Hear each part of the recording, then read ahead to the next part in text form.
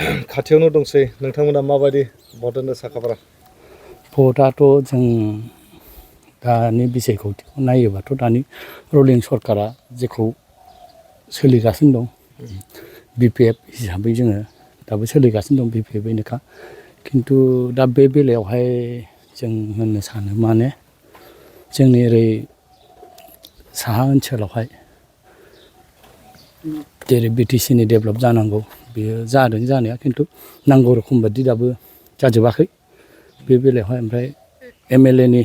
बेलायाव होनोबा जोंहा गोदोनि मिनिस्टार जोंनि मानाव गेदेर प्रमेला बायद' बिथाङाबो गोबाव बोसोर सालायनानै थांबाय बिथाङा जोंनि बे ओनसोलावहाय डेभेलपखौबो खालामनो हायाखै बेनि थाखाय बिथाङा बैसोबो जाबाय जायाखै नङा बैसोबो जाबाय गावनो आन्था बैसोबो जाबाय बे बैसो जानायलाय जोङो एबारहाय एसे गोख्रों एबा गोरा बैसोआवहाय जेन बैसोआव बेहाथ' आवगायबाय बेबायदिनो बैसो गोरलैनि मथा मथि केन्डिडेटखौ नांगौ जोंनो हाइकामान्डफ्रा बेबायदि केन्डिडेट मोजां केन्डिडेटफोरखौ बासिनानै हरो जेन बिथाङाथ' बैसोआव आवगायलांबाय बिनि थाखायनो बिथांखौ दा हाइकामान्डफ्रा मारै हरो बेखौहायबो ओमफ्राय दा जोंनि मेडाम सेवलियाबो नाजागासिनो दं बेनोबो होयो नामा बिथांखौहाय सापर्ट खालामो जों बिफांनि थाखाय जोंबो टिकेटखौ बिफानायाव मदद खालामगोन जों बयबो सेवलि महिलारिखौ नोंथांमोना बिजाथि महरै हांख्रायदों औ जोङो रायजो राजाफ्रा बयबो मोजां मोनदों बिथाङाबो टिकेटखौ मोनगोन नामा होननानै आसा मिडिया पारपसाव जों नुदों बिथांजों जों दिनैसिमबो लोगोबो हमलायनायबो जायाखै जों खोनादों मिडियाफ्राव नुदों खिन्थु बिथाङाबो टिकेट दाबिदार खालामगासिनो दं दाबिगोन एबा मोनगोन बेखौ जों आसा खालामदों आरोखि ओमफ्राय आंनि मोनसे खावलायनाया बेनो आं 6था गामिनि आं मोनसे कृषक कमिटिखौनो होनदो कृषक कमिटिनि आं सेक्रेटारि जोंहा जाम्फै जामलानि थाखायबो बहुद गोदोसोनाय आबाद मावनानै जायो जों कृषकलाय जों आबादनि सायाव दिपेन्ड खालामो जोंहा बान्दो मोनसे गिदिर बान्दो दं 6था गामिजोंहायनो बेफोर बान्दोफ्रा बायनानै थांजोब्बाय बेफोरनि थाखाय जोंनो अनसुंथाइ नांगौ बेफोर अनसुंथाइफोरखौबो जेन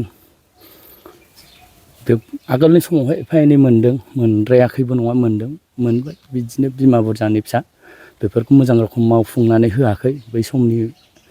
मानसिफ्रा ओमफ्राय ओरैनो गावजों गाव जालायबाय माबाय बिदिनो थाबाय दा खिन्थु बेफोरखौ मेडामाबो जुदि टिकेटफोर मोनोबा बेफोरखौ मावना होगोन होननानै जों आसा भरसा खालामदों आरोखि बे ओनसोलाव लामा दालांनि थासारिया माबायदि लामा दालांनि थासारियाथ' 75%आ एसे गाज्रियैनो दंबावो दाबो ओरै लामा जोंनावहाय दैज्लाङावथ' एथ' दैफोरथ' लोमनाय जाया नालाय बेनि थाखाय जों एथ' प्रभाबखौ मोना आरोखि लामा दालांखौ खिन्थु लामा दालाङा दाबो जाजोबाखै जाबावनांगौ खामानि मेरला दंबावो खिन्थु जोंनावहाय दा मेन प्रयजना दै लोंनायनि दै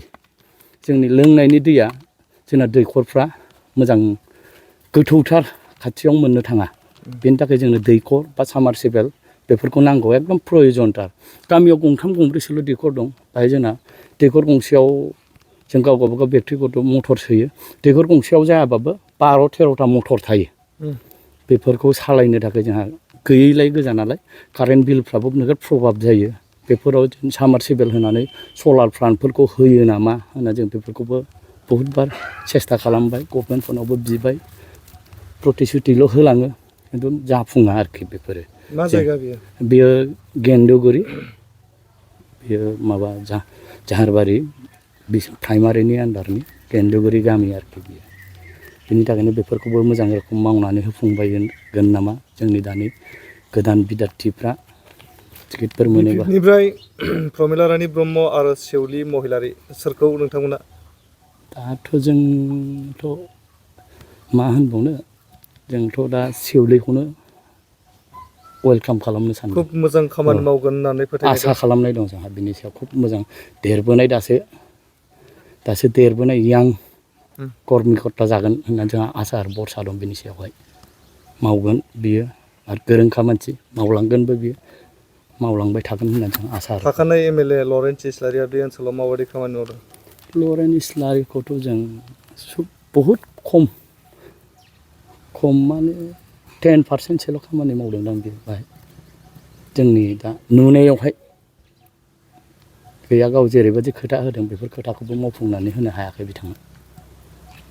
दा बिदिब्ला सेउलि महिलारिनो नोंथांमोना बे ओनसोलनि रायजो राजाफ्रा भट होनो थाखाय थियारि औ थियारि जागोन जों बेसेबांसो न'खर दं बे ओनसोलाव जोंनियावहायथ' मोनथाम कास्टनि दं बर' नेपालि आदिबासि गासै लानानै 150थासो माबा न'खर दङ औ जोंनि भट सेन्टाराव 975था भट दं आरोखि जोंनि बे गेन्दुगुरि भट सेन्टारावहाय